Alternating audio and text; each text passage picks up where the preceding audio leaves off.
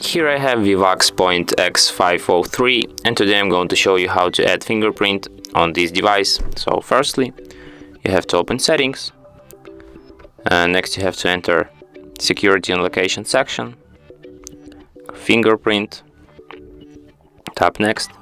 Next you have to select your backup lock screen method. It could be pattern, PIN, password. Let's select PIN.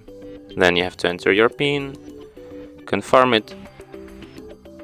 Then you have to select if you want to see notifications on the lock screen. You can show all notifications, you can hide sensitive content, or you can just disable all notifications. Then tap Done. And what you have to do next is to find a fingerprint sensor, which is located at the back of your phone here. And you have to tap it with your finger several times for it to remember your fingerprint.